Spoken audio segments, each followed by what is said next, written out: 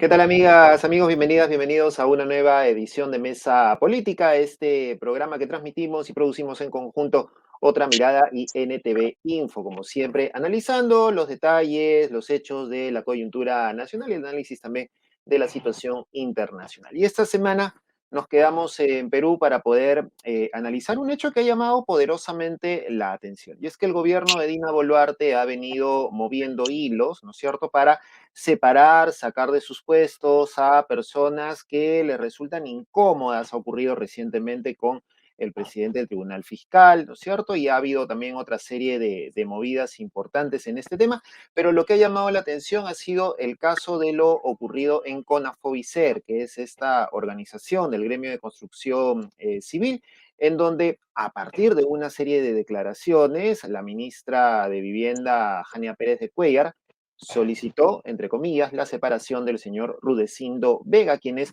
o era, se desempeñaba como gerente de esta organización. Para hablar sobre este tema y un poco calar sobre este ataque, vaya dicho sea de paso, a la libertad de expresión y a la libertad de opinión, estamos ya en contacto con don Rudecindo Vega, a quien le damos la más cordial bienvenida a Mesa Política. Señor Rudecindo, ¿cómo está? Bienvenido.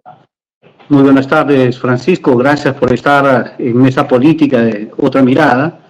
Y como lo acabas de reseñar, en realidad el gobierno parece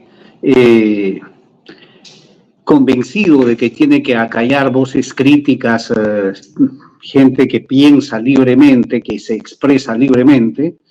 Y obviamente ha iniciado, vamos a decir, una persecución terrible y una destitución a servidores públicos, ¿no? Ocurrió con Harbert Colchado, acaba de ocurrir esta semana con Daniel Soria de la Procuraduría y el día de ayer con Carlos Oliva, el presidente del Consejo Fiscal.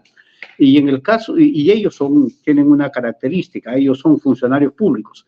Pero si ya es preocupante destituir sin razón, más que porque tienen opiniones diferentes dentro del gobierno a los funcionarios públicos, el caso mío es, vamos a decir, perverso, es terrible, porque yo no soy funcionario público, no soy servidor público.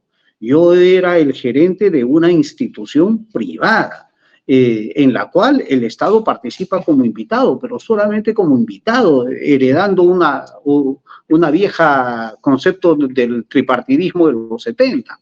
Pero la señora envía, y digo que es perverso, porque además va acompañado de una carta oficial, o sea, la ministra dirige al presidente de la institución, que curiosamente es su asesor dentro del ministerio, le dirige una carta en la que señala claramente de la necesidad de destituirme de la institución para poder ellos seguir continuando con la agenda que se tiene con la Federación, con Capeco y con CONAFOBICER. De lo contrario, esta agenda quedaría en riesgo. O sea, es perversa porque es además un chantaje, una extorsión de una funcionaria pública a los gremios de la construcción, tanto la Federación por los Trabajadores como Capeco por los empresarios.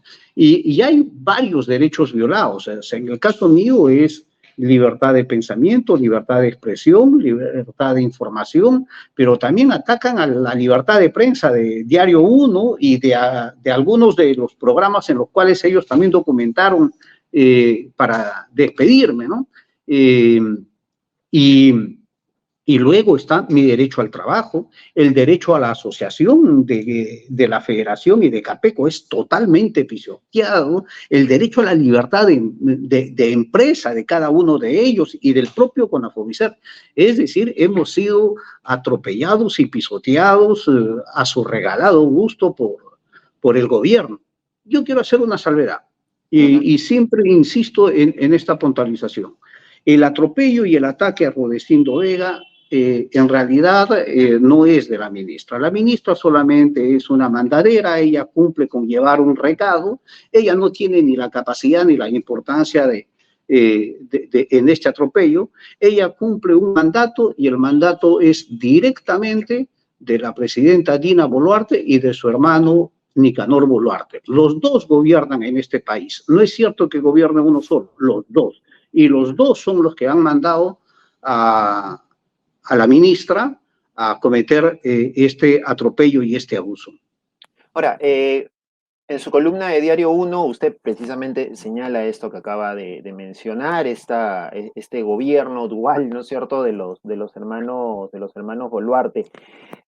Ahora, usted también plantea y se señala dentro de la misiva, ¿no?, que se pone en riesgo, decía la ministra Pérez de Cuéllar, los acuerdos, los puntos en común que hay en la agenda tripartita de CONAFOBISER. ¿Cuáles eran estos puntos? ¿En qué podía afectar su permanencia, ¿no es cierto?, si es que la gente de CONAFOBISER hubiera hecho, no, de todas maneras lo mantenemos porque consideramos que no ha habido ningún ataque ni nada por el estilo. ¿Cuáles son esos puntos que se ponían en riesgo si es que usted permanecía? Mira, en los últimos 9 años que hemos venido trabajando, o que yo me he integrado en este proceso, hemos podido construir una agenda conjunta entre la Federación, la Cámara y el CONAFOBISER. Y es una agenda recontra amplia. Si yo lo quisiera detallar, son cerca de 20 puntos que están ahí señalados y encaminados. Pero así como hay agenda mediata, más de largo plazo, también hay una agenda inmediata. Y yo te diría que lo que ha gatillado este tema es la agenda inmediata, obviamente. Y si tú me dices, ¿cuál es la agenda inmediata? La agenda inmediata es, yo he resaltado y resalto 3 cosas. La primera es, para este año 2024 no existe un solo centavo para vivienda social y sobre todo techo propio, vivienda nueva en el ministerio. ¿Qué es? O sea, ¿qué hizo la ministra durante el 2023 cuando se elaboró el presupuesto del 24? Nada, nada. O sea, la ministra no tiene el más mínimo concepto de lo que es vivienda social. Ni siquiera puso y peleó por un centavo, por un sol, para un bono de techo propio en vivienda nueva. Como eso no existía, en la mesa de trabajo se impulsó el tratar de conseguir un crédito suplementario para que esto pueda existir este año. Y esa gestión se avanzó mucho en el Congreso, de manera conjunta, a través de los equipos que teníamos conjuntamente. Bueno, el gobierno se comprometió en conseguir ese crédito suplementario y para no demorar tanto, mediante un decreto de urgencia. O sea, un decreto que solamente pueda pasar por el Ejecutivo y no por el Congreso.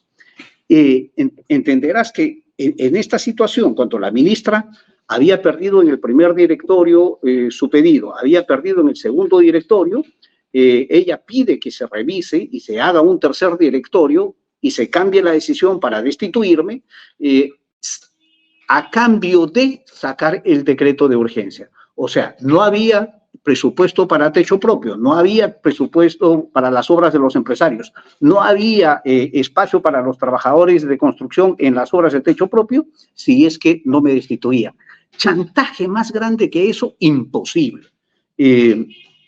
Segundo tema que yo decía, les dice a los directivos y a los dirigentes de la federación que si no le apoyan en su pedido, va a retirar a los 2 representantes que tiene el gobierno, el Estado, del directorio de CONAFOBISER, que son un representante del Ministerio de Trabajo y el representante del Ministerio de Vivienda.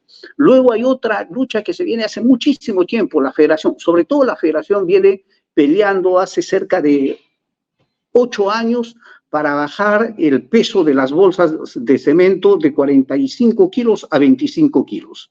Eso ya existe a nivel internacional y entonces acá en el Perú estamos muy atrasados. Incluso para ello. Sí, y lo que hace la ministra, bueno, eso también lo pone, lo suspende. Entonces, entenderás que ante ese chantaje yo decidí plantear mi renuncia. Me pidieron que no haga renuncia, me pidieron que que pida solamente licencia, pero en el directorio la ministra se impuso ni renuncia ni licencia.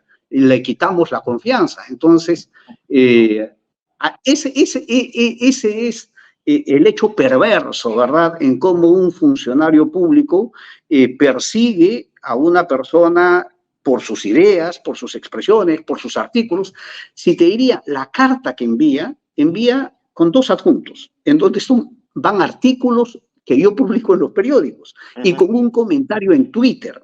pero al directorio, en el directorio reparten una carpeta a cada director en donde hay cerca de 50 artículos míos recopilados, subrayados y resaltados en las opiniones. Más persecución de ideas que eso, en realidad difícil, es un atropello, es una perversidad en donde han pisoteado una enorme cantidad de derechos y sinceramente ni se sonrojan. Lo peor es que ni se sonrojan, pero después de la denuncia, creo que la ministra ha entrado en una cura de silencio, ha desaparecido el escenario, ¿verdad? Ya no habla, y en realidad lo que debería de hacer, si tuviera dignidad, si tuviera decencia, después de todo este escándalo, en donde ella ha destruido vamos a decir, el cargo que es de un ministerio, ella en realidad debería de dar un paso al costado, pero ella sí lleva el mismo patrón que su presidenta. No entiende, no comprende lo que es la palabra dignidad. Y preocupa porque en el caso de usted es una persona pública, ¿no es cierto?, que ha tenido cargos incluso en el Estado, fue también presidente directorio de CEDAPAL, etcétera. Entonces, digamos, es una persona pública a la que se le hace este tipo de estratagemas. ¿Qué le toca al ciudadano común y corriente que sale a manifestar, que puede expresar su protesta de otra manera, tal vez escribiendo en sus redes, pintando una pared o saliendo simplemente a protestar? Tal vez estos 50 muertos de diciembre y enero son la muestra de que eso es lo que nos espera si es que salimos a reclamar o a decirle algo lo contrario a este gobierno. Francisco, tú acabas de tocar uno de los temas que sinceramente a mí me preocupan más y he tratado de manifestarlo. Gracias por tu pregunta. Bueno, yo puedo decir que soy una persona que tiene voz y que podría en algún momento tener llegada a algún medio y escribo todos los fines de semana. Pero, ¿qué pasa con el ciudadano común y corriente? O sea, si se enteran que tiene una opinión crítica, si trabaja para el Estado, no hay problema, porque lo votan inmediatamente. Pero pongamos en el caso que trabaja en el sector privado. O sea, seguramente van a llamar al gerente, al dueño de la empresa y le van a decir, oye, tu trabajador, tu funcionario de tu empresa, de tu negocio, está escribiendo en sus redes sociales críticas al gobierno, me lo botas, ¿ah? Porque si no, tus licencias, tus permisos de funcionamiento, facilidades para crédito, facilidades para los beneficios que da el Estado, los cortamos. Entonces, ya no tenemos absolutamente nada de seguridad. Entonces, Francisco, lo que estamos es, yo lo que trato de decir es, en el sector construcción, los empresarios y los trabajadores están sujetos a extorsionadores, a sicarios, a delincuentes que van a sus obras y los extorsionan, a los dirigentes los asesinan. Y bueno, ahora en el sector construcción, los trabajadores y los empresarios también van a padecer la extorsión de los delincuentes que están en el gobierno. Entonces, pero, y en el resto de actividades, ¿qué? La extorsión también puede darse libremente. O sea, ya los trabajadores ni siquiera vamos a tener nuestra seguridad laboral, los empresarios no van a tener una seguridad empresarial, porque simple y llanamente el gobierno bastaría que identifique a quienes somos críticos a él, para que nos persiga y trate de hostilizarnos, destruirnos, atropellar nuestros derechos. Si han sido tan indolentes y tan sanguinarios, asesinando a cerca de 70 peruanos que tienen una acusación constitucional congelada en el Congreso, entenderás que para ellos atropellar este tipo de derechos seguramente les parece algo simple, algo sencillo, algo que no vale la pena.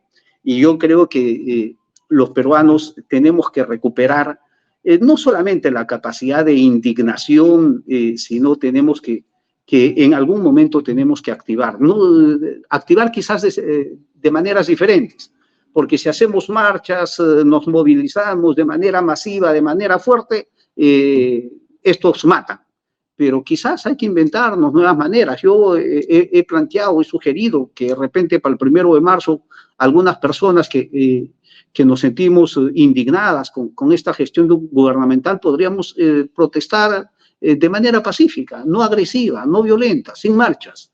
Yo, por ejemplo, he sugerido, ¿por qué no vamos y hacemos un plantón? Nos sentamos todos en el piso, nos ponemos a cantar por el Perú el himno nacional, contigo Perú, tengo el orgullo de ser peruano y soy feliz, y sentaditos frente al Palacio de Justicia.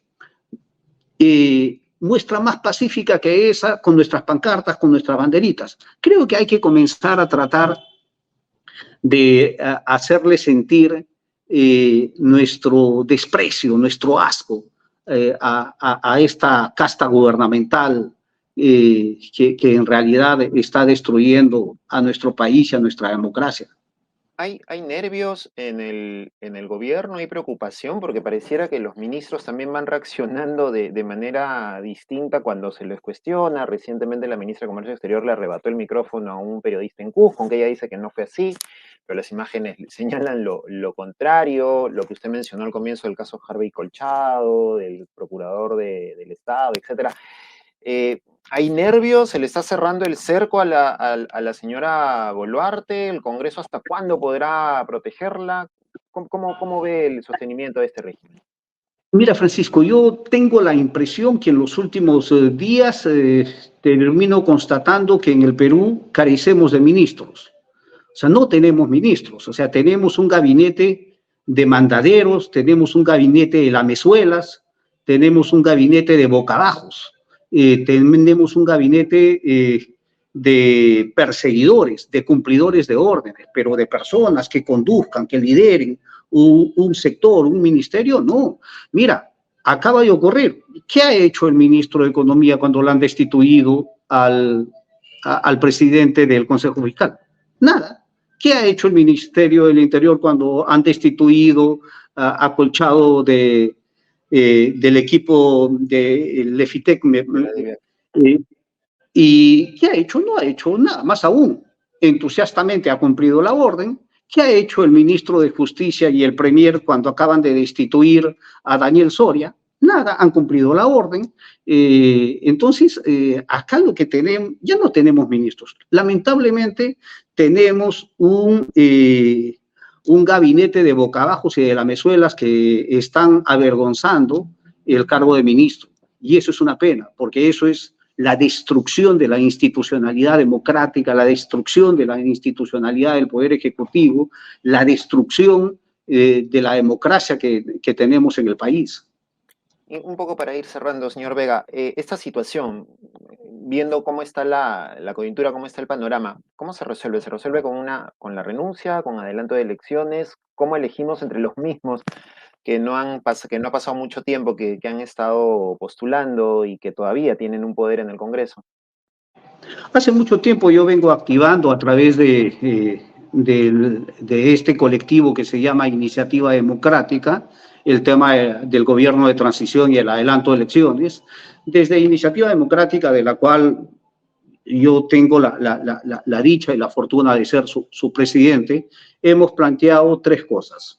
Gobierno de transición, adelanto de elecciones, reforma, ajustes a la reforma política, una misión permanente de diálogo que promueva el diálogo en el Perú y la consolidación de una mesa de diálogo con la sociedad civil y los partidos políticos, los antiguos y los nuevos, en el Perú, que nos permita conducir este proceso de transición, tener nuevas autoridades y con el nuevo gobierno iniciar todo el proceso de restauración de la democracia, de restauración de la reactivación de la economía obviamente de impulsar políticas de seguridad ciudadana, de promocionar el agro, la formalidad, es decir, iniciar un nuevo impulso. Pero para hacer eso necesitamos que las diferentes fuerzas democráticas, nos comencemos a articular y organizar.